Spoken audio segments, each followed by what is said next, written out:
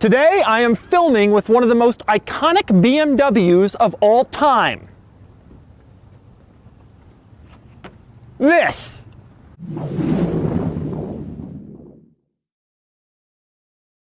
Yes, that's right. You know BMW from the M3 and the M5 and from luxury SUVs and high-performance sports cars, but throughout the 1950s and 1960s, they built this, the Isetta.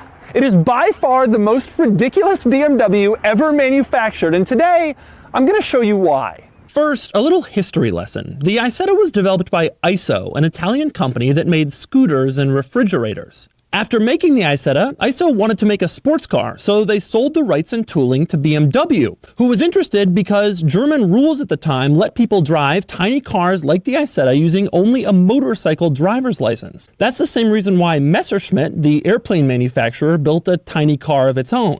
These days, the laws have changed, society has moved on, BMW has evolved dramatically, and you can't help but look at the Isetta and think that it is truly one of the most absurd automobiles ever created. Now, I've summed up the Isetta's crazy quirks if you click the link below for my column on autotrader.com/oversteer, but today I'm also going to show them to you. So here are all the Isetta's weird quirks and features. I'll start with maybe the Isetta's most distinctive feature, its door. Yes, door singular. There's only one, and it's in the front. Open it up, and there's the seats. That's how you get in an Isetta. So what happens if you get in an accident in an Isetta and the door is broken and you can't get out? Well, what do you think the sunroof's for? Speaking of the door, another feature that I absolutely love when you open the door is the fact that the steering wheel comes forward to let you out. A lot of modern cars do that. You open the door and the steering wheel whirs so that you can easily get in. And the Isetta,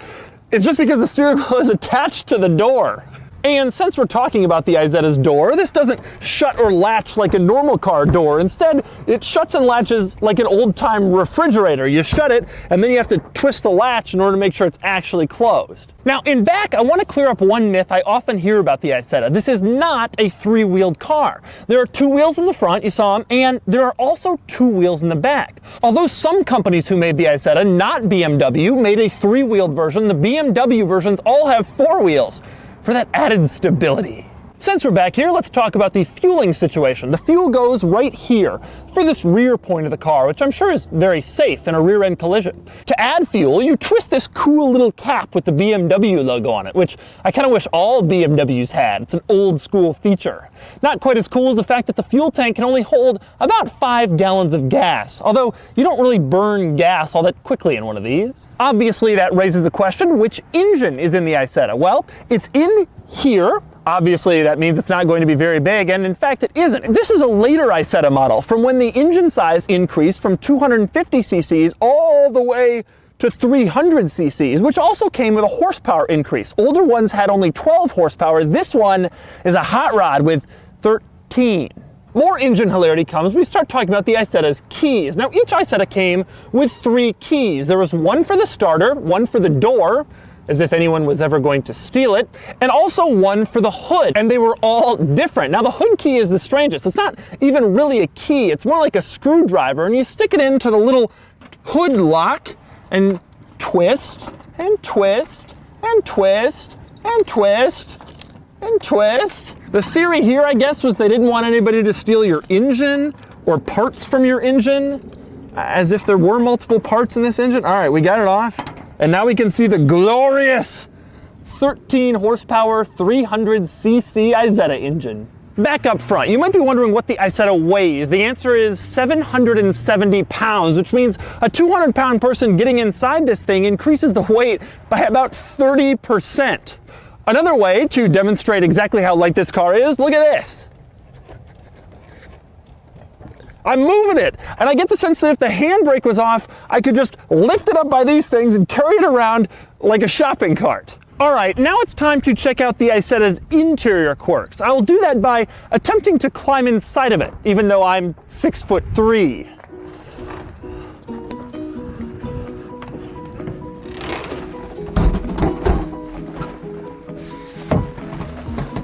Nice and comfy.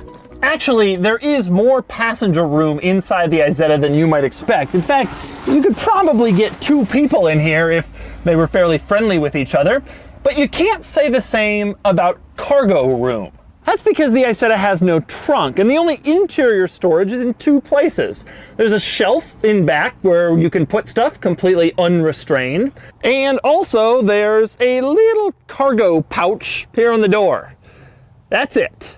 Beyond the storage situation, climb into the Isetta and you'll immediately realize there's a lot of interesting stuff to see. Let me take you on a little tour. Here's what the view looks like from inside the Isetta. The first thing you do, you look down and you see the speedometer and a rather helpful diagram of the shifter. I say helpful because the shifter is on your left side and it just sort of sticks there. It's up to you to kind of figure out where everything is. On the steering column itself, you have controls for the headlights, and there's the ignition. There's also the control for the wiper. We'll get to that in a second. Down on the steering wheel, this lever doesn't really do anything that we can figure out. However, the lever over here controls the turn signals, which are just about the most pathetic turn signals you can imagine.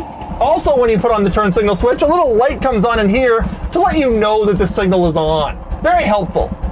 Less common over here is the diagram that shows you how to work the choke. Some older cars have a choke and you have to put it on and then gradually put it off in order to drive it. The choke diagram is right next to the heater diagram. Yes, that's right, the heat. This car has one single heating vent and it's located under the seat and it pushes warm air out into the cabin.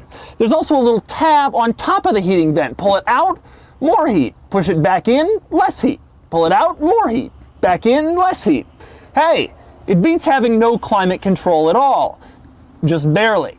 Now, the choke isn't the only unusual procedure required to start the car. Before you can start it, you have to move the fuel switch, inexplicably located behind the seat, from off to on. When you run out of gas, move it over to the reserve tank. By the way, the seat itself has a bit of an Easter egg. Reach in and, well, you can bring it right forward and, well, there's your spare tire. On the floor on your left side, you'll also find the parking brake, which works just like parking brake in any normal car. There's also a windshield defogger. It's shaped just like the heater, and it unceremoniously shoots air right at the windshield.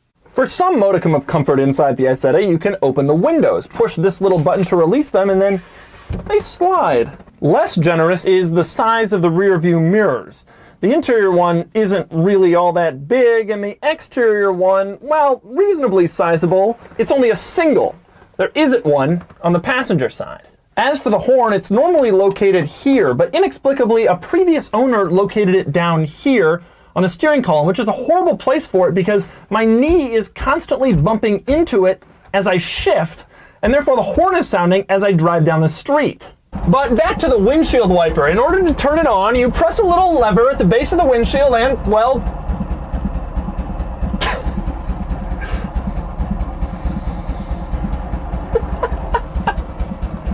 but the Isetta's absurdity can only really be touched on when it's sitting still. To experience it in full, you have to drive it, and so I'm going to do that right now. Despite the fact that at 89 inches in length, the Isetta is 2 feet shorter than a Smart 4.2. With only 13 horsepower, that means it has less power than every single John Deere riding mower currently in production. I'm serious, even the base models. And now I'm going to take it out and drive it around on the roads here in the Philadelphia suburbs, where this car was loaned to me by a viewer named David, who runs a dealer called Automobili Limited. Now, this car comes from David's personal collection. Here goes. All right, the Isetta. I went for the seatbelt.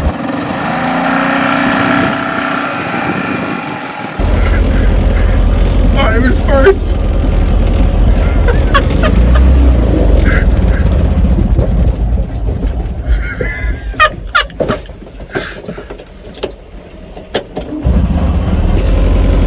Okay, here we go. Come on.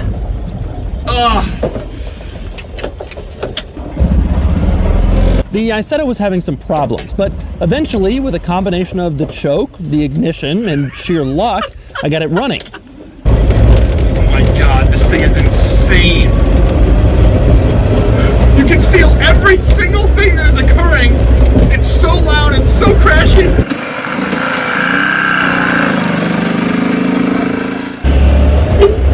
This is the craziest thing I've ever driven, bar none. It's so loud in here, and the horn situation doesn't help. It's just constantly honking. The driving position actually isn't so bad, and the pedals are reachable, and I've got pretty big feet.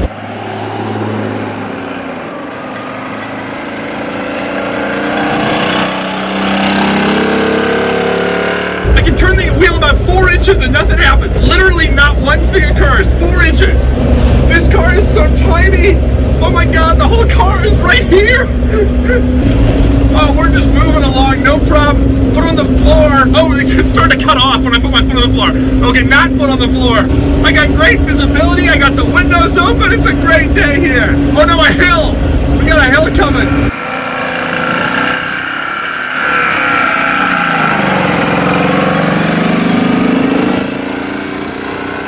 I can't believe how tiny it is in here.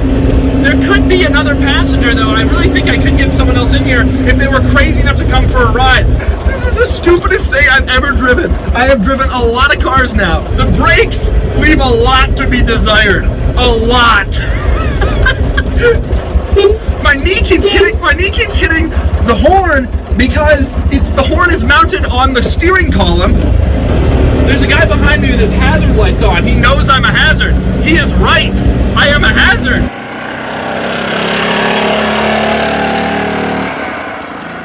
It says I'm doing 40, but I assume that's kilometers. The speed limit is 40 miles an hour. There's no way I'm doing 40 miles an hour. It feels like I'm going 200 because the road is right in front of me and the whole cabin is shaking and I can hear the engine so loudly. I feel bad for everybody on the road with me today. This car is incredible. The steering has so much play. The body roll is immense, which doesn't even make sense because the car is so small. Oh God, the brakes. I'm coming up to a downhill stop sign is the scariest thing in an Isetta. It just hates to go up a hill. I assume it has to do with the fuel system being gravity fed. It really doesn't want to be involved with hills. Really, really, really doesn't want to be involved with hills. All right. I would find out momentarily exactly how much the Isetta hated hills. This hill might spell the death of this car. It's just too big. It's just too big. I got about 1,000 cars backed up behind me. Oh, Legacy GT, you must appreciate this thing. I'm stuck on a hill. I made it about halfway up, but there's no way I go any further. I'm in the lowest possible gear. I'm gonna give it a shot with just a ton of gas, but I don't think it's gonna work. It just isn't gonna happen. I'm flooring it right now and the car is not moving an inch. And that meant it was time to begin reversing down the hill to a turnout at the bottom. With a small shoulder on the road, it was terrifying. I just gotta hope that none of these people coming up hit me.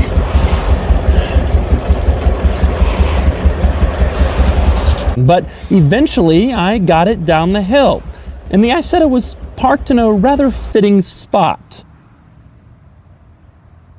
Next, the Isetta was strapped to a tow vehicle, and then I became the only person in world history ever to ride in an Isetta as it was being pulled behind a Range Rover Classic.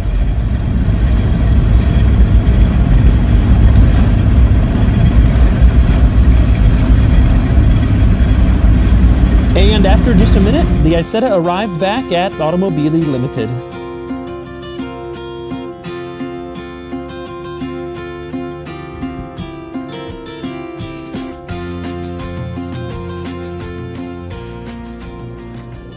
So I survived driving the Isetta, barely, but did you see me in this thing? It's crazy, it's ridiculous. Modern BMWs might have more performance and more gadgets and more power and better equipment, but this thing is by far the most unique car BMW has ever made. I drive a lot of cars in a lot of places, good and bad, and I rarely have the chance to drive something this crazy, but I'm thrilled I was able to experience the absurdity of the Isetta.